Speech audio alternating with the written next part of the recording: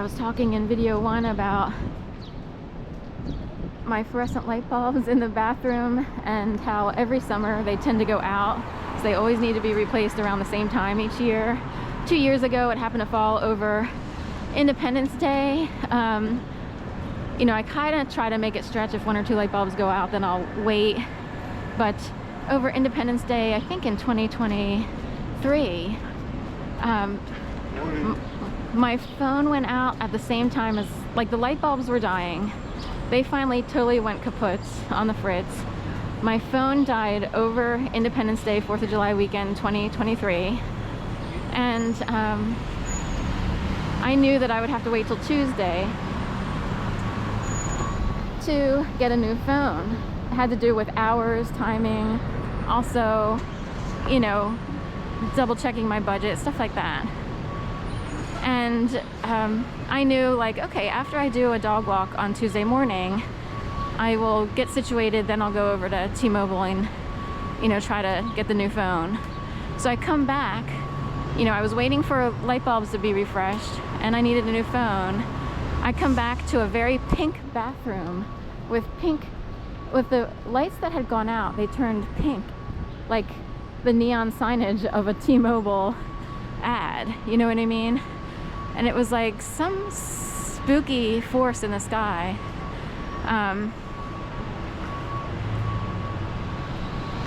Some spooky force in the sky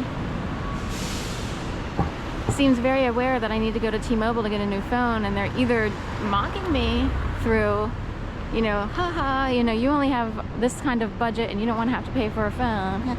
And now we're creeping you out by having spooky fluorescent lights that had died actually show up as pink fluorescent lights. So anyway, it's an all-around Independence Day. So the idea is, how independent are you if there's a secret force that can cause your fluorescent lights in your bathroom to turn pink all of a sudden? So some people say when fluorescent lights die or whatever, they could emit a pinkish hue, but these were completely dead, nothing was coming on, and then all of a sudden some sort of pink hue starts showing up. My light switch, which wound up somehow in the opposite mode, even though there's one light switch for the bathroom, it's like, oh, did I have it on or off? But anyway, point being, the lights were dead for like 48 hours, and all of a sudden a pinkish hue is emitting from these neon or these fluorescent lights behind a mirror. And it's a large mirror. It's like being in a hotel, kind of. Technically it's a refurbished hotel where I live, and it's, you know, in that proximity where the lights shine behind a frosted glass and mirror. The mirror is normal, of course, and it's, you know, long on the top and bottom, shorter on the sides. So who created the pink hue? And I've never seen them turn pink ever since, and I've had rotated around twice since 2023.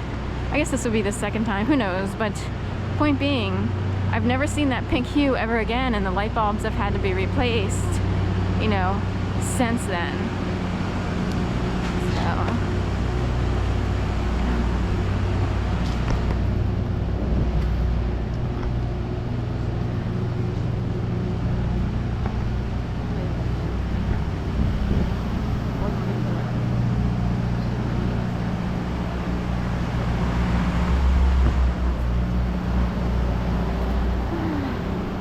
So comments below.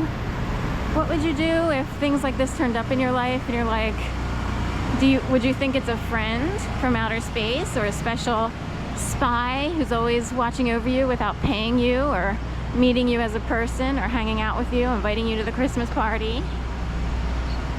Would you think it's cute, or would you get creeped out over time? Like, I'm here suffering. I would like to have, you know, a better situation. Nothing comes up and these days it's like, even if you pound the pavement looking for a job per se, it depends maybe, but I've had so many people say, well, you still have to go online, go online, go online, go online. So you would have to go to specific people who don't love the online process. They're kind of hard to find, and then you come up against a lot of people who have no clue what you've experienced. So say you experience something really bad, and not many people are sensitive to those types of issues. So how do you find people who truly understand horrible situations? And, you know, everybody has to be tough, everybody has to be smarter, everybody has to be better. Say you experience something, you don't care about those things, you just want an effing paycheck.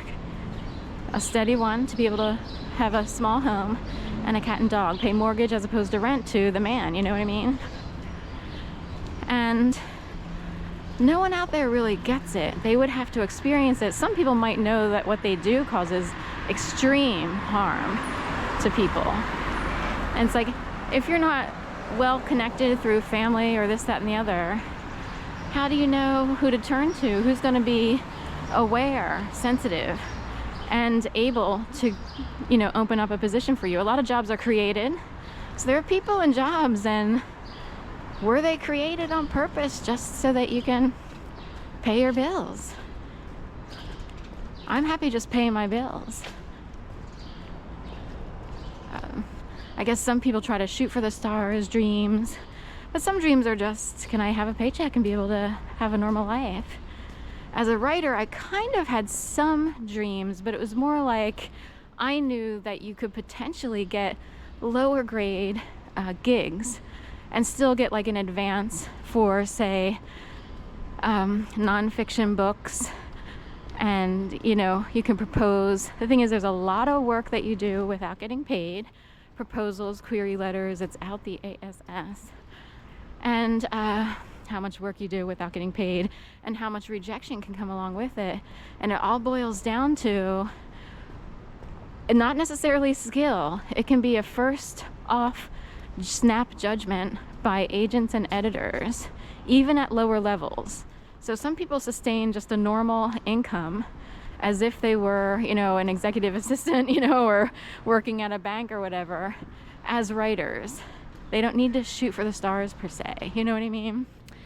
So, but snap judgments by editors and agents would be immediately they see something and, you know, it doesn't fit their mold. And there are certain types of families who run those entities. If you don't fit their danskin, dancer, we come from dancer families, you know, some people see the dancing world as tacky. So there could be a lot of people in the publishing industry, and it's not exactly as refined or professional as one would hope. It's a show, ladies and gentlemen, and a show is still vaudeville, isn't it? How do you have a good show? How do you have a polished, refined, respectable show versus vaudevillism? They've covered up the vaudeville to make a lot of money as the gypsy heisters that they are. That's a little, you know, in my real opinion, I am RO. So those families have been running certain worlds for a long time. It's just like the food industry. And we have very specific farming families or governing entities that have been running the food industry for years. And some of those food industry giants oppress people like no one's business. So even if you try to get, these days you see lawsuits like